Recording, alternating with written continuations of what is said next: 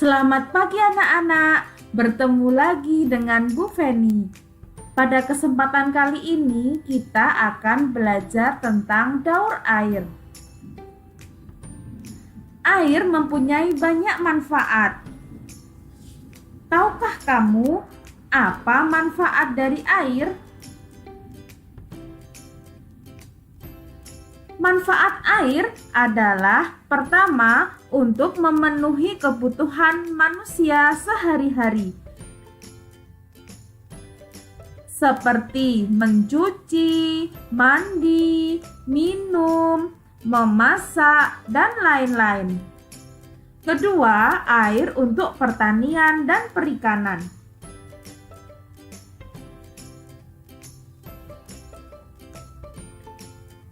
Ketiga, air sebagai sarana pembangkit listrik tenaga air atau PLTA. Keempat, air sebagai sarana transportasi. Kelima, air sebagai sarana olahraga dan rekreasi. Contohnya olahraga dayung, arung jeram, dan rekreasi berenang di waterpark.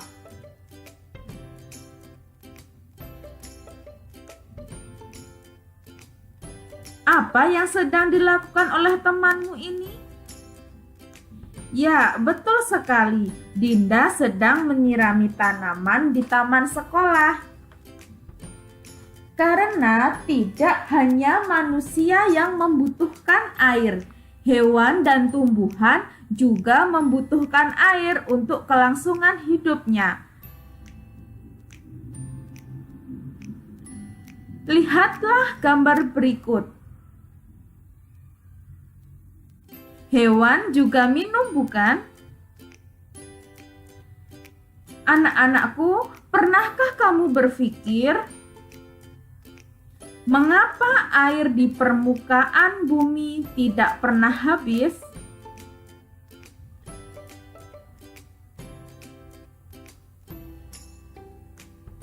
Ya, air senantiasa tersedia di bumi karena air selalu mengalami daur atau siklus. Tahukah kamu apa yang dimaksud dengan daur air?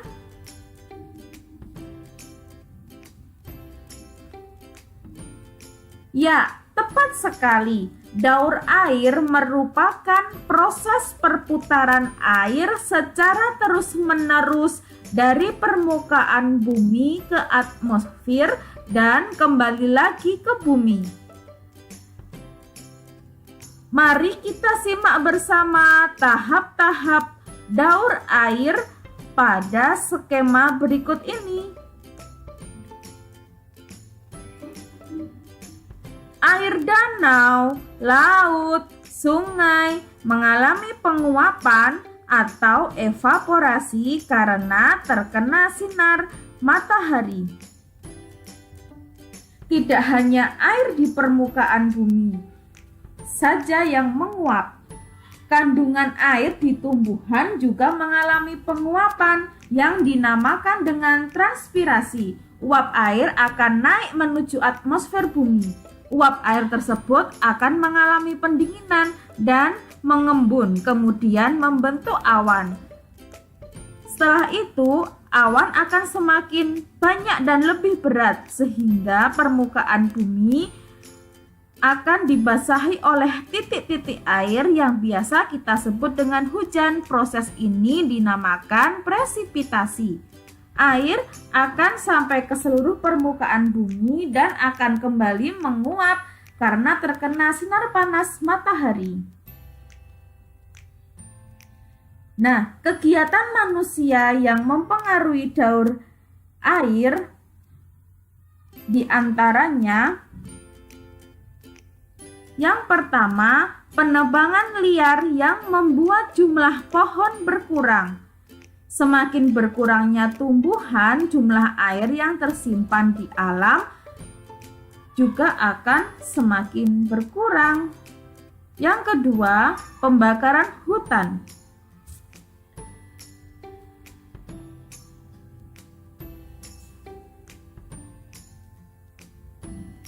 Yang ketiga, membiarkan lahan kosong tidak ditanami tumbuhan.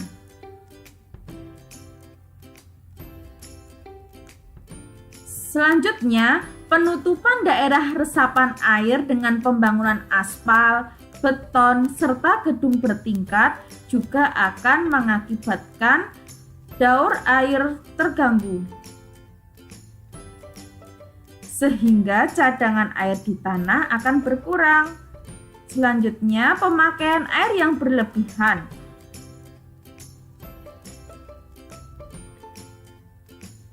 Untuk itu, marilah kita terapkan tindakan penghematan air supaya ketersediaan air selalu ada, di antaranya dengan cara menutup keran air sesudah memakainya.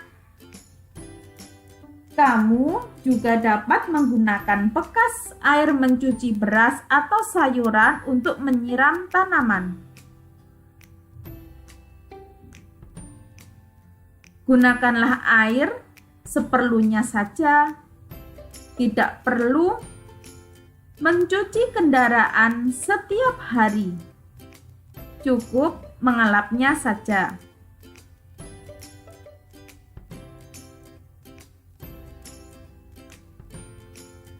Sungguh besar karunia Tuhan kepada kita. Mari senantiasa bersyukur kepada Tuhan Sang Pencipta alam atas segala nikmat dan karunia-Nya yang dilimpahkan kepada kita. Selamat belajar anak-anak, sampai berjumpa di kesempatan berikutnya.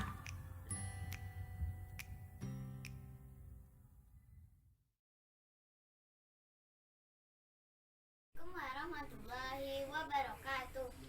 Hai teman-teman, aku Naila, aku dari kelas 5C. Hari ini aku mau menjelaskan tentang siklus air atau daur air. Mula-mula, air di danau, laut, atau sungai mengalami proses penguapan atau dapat disebut dengan evaporasi. Tidak hanya air di laut, sungai, atau danau, air di tumbuhan juga mengalami penguapan atau dapat disebut dengan peristiwa transpirasi. Setelah itu, uap air membentuk awan atau dapat disebut peristiwa kondensasi.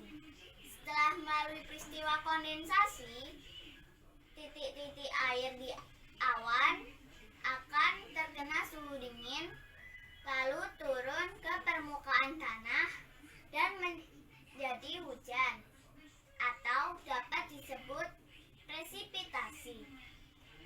Air yang jatuh tadi atau hujan akan turun dari tempat yang tinggi ke tempat yang rendah melalui sungai, lalu ada yang bergerak ke laut, ada juga yang membentuk danau. Selain itu, ada juga air yang memasuki celah-celah kecil di tanah atau dapat disebut peristiwa infiltrasi. Sekian penjelasan siklus air dari aku. Terima kasih. Assalamualaikum warahmatullahi wabarakatuh.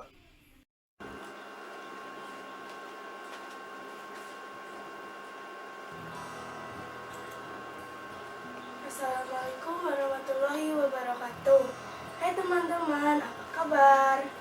Hari ini saya ingin menjelaskan atau mempresentasikan tentang siklus air. Teman-teman tahu siklus air kan? Nah, hari ini kalian ingin menjelaskan siklus air. Apakah kamu pernah melihat awan hitam? Terus awan itu akan menjatuhkan butir-butir air atau titik-titik air, atau terjadilah hujan yang dinamakan hujan, dan akan membasahi semua yang ada di bumi, jadi semuanya itu basah. Disebut siklus air.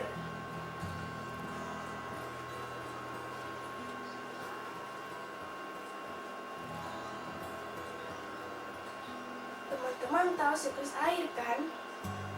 Siklus air tidak pernah habis karena melalui perputaran.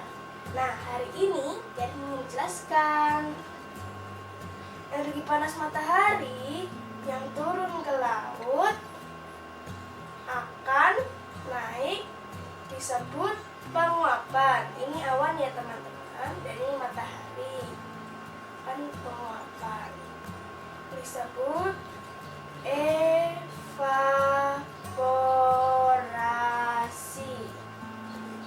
Makhluk hidup dan tumbuhan yang ada di permukaan bumi disebut transpirasi.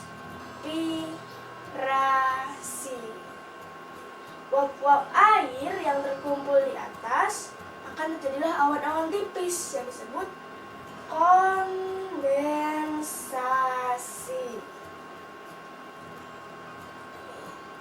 Uap-uap air yang ada di atas akan menggumpal dan terkumpul, terjadilah awan hitam atau awan pekat, disebut presipitasi.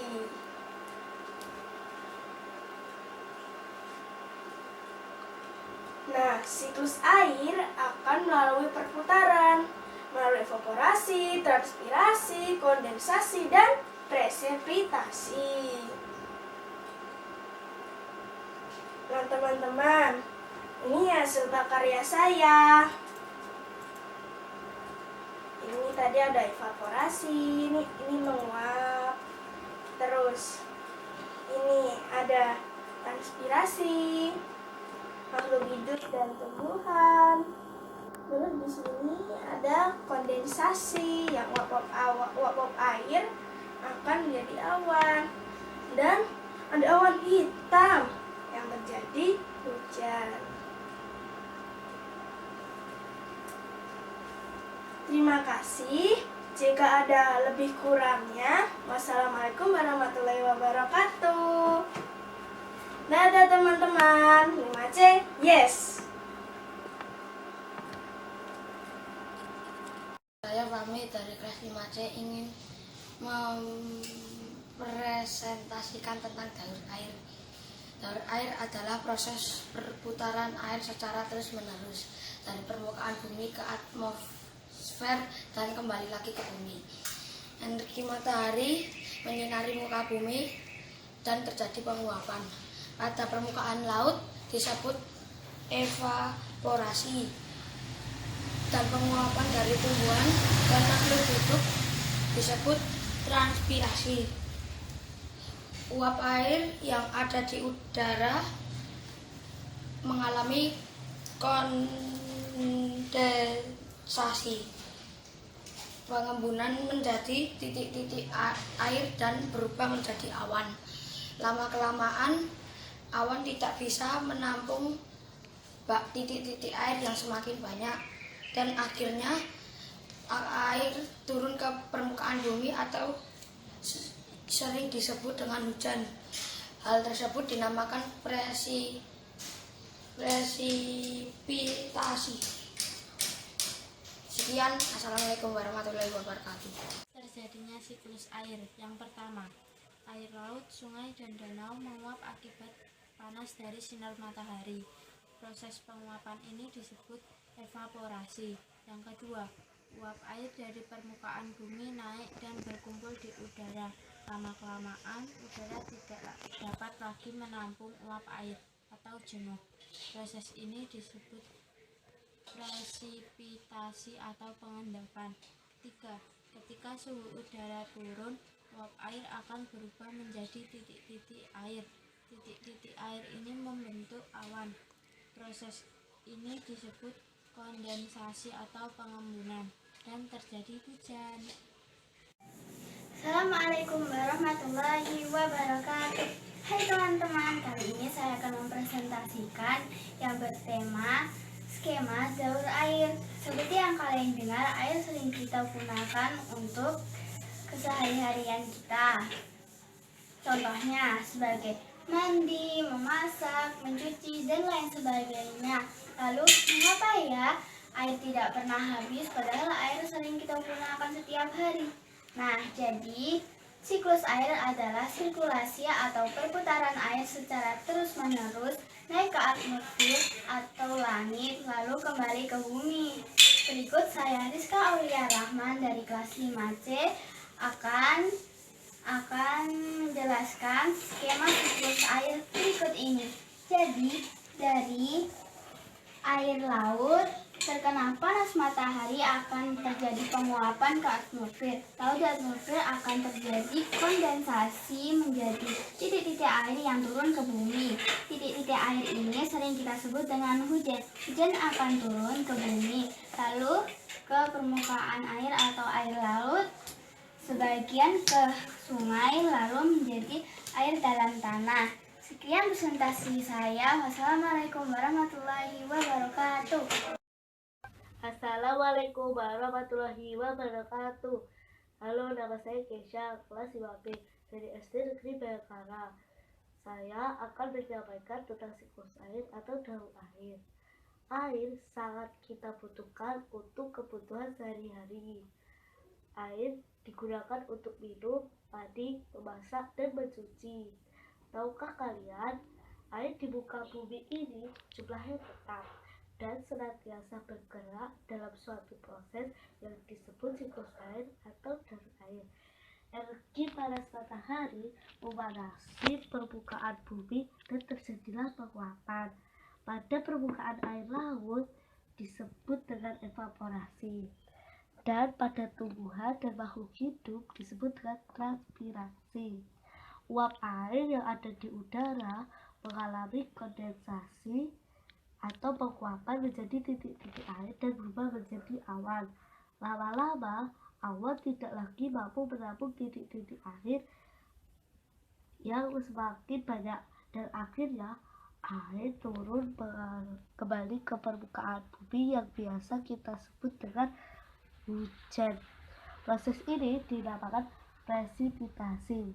Siklus air dapat dibedakan menjadi 3, yaitu siklus pendek, siklus sedang, dan siklus panjang. Siklus pendek yaitu di mana air laut menguap, mengalami kondensasi menjadi awan dan menjadi hujan di atas permukaan air laut.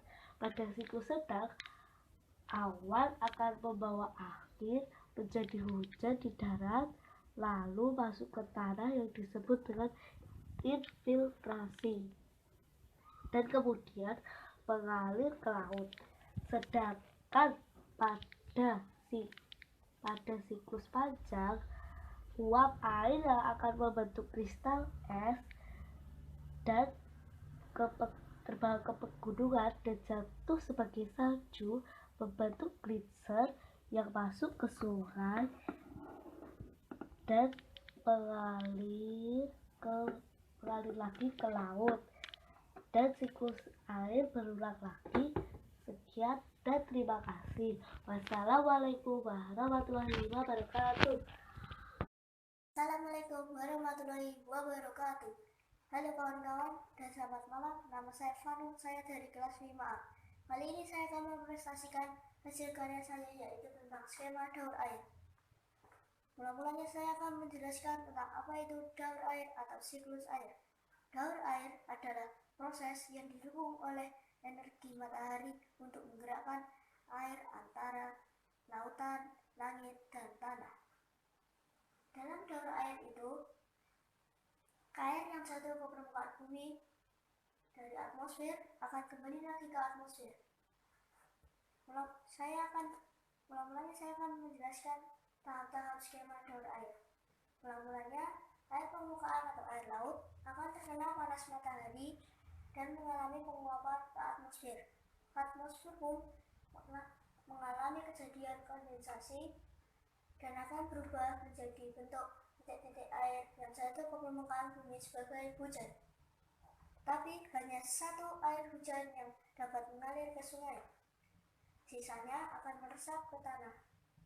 Air tanah itu pun dijadikan sebagai sumber mata air dan kembali lagi ke laut. Nah, itu dia proses skema daur air menurut saya. Semoga bermanfaat. Selamat malam dan wassalamualaikum warahmatullahi wabarakatuh. Assalamualaikum warahmatullahi wabarakatuh. Kali ini kita akan menjelaskan tentang siklus air. Siklus air adalah sirkulasi air secara terus-menerus dari bumi ke atmosfer, lalu kembali lagi ke bumi. Untuk lebih jelasnya, saya akan jelaskan skema siklus air. Air yang berada di lautan akan menguap menjadi awan yang dinamakan evaporasi. Awan ke awan yang daya tahan air sangat banyak dinamakan kondensasi. Awan yang tidak dapat menampung air secara banyak sekali dan akan turun hujan dinamakan presipitasi. Lalu air hujan juga diserap oleh tanah, lalu diserap oleh sungai, lalu kembali lagi ke lautan. Dan jadi kesimpulannya, dengan adanya siklus air,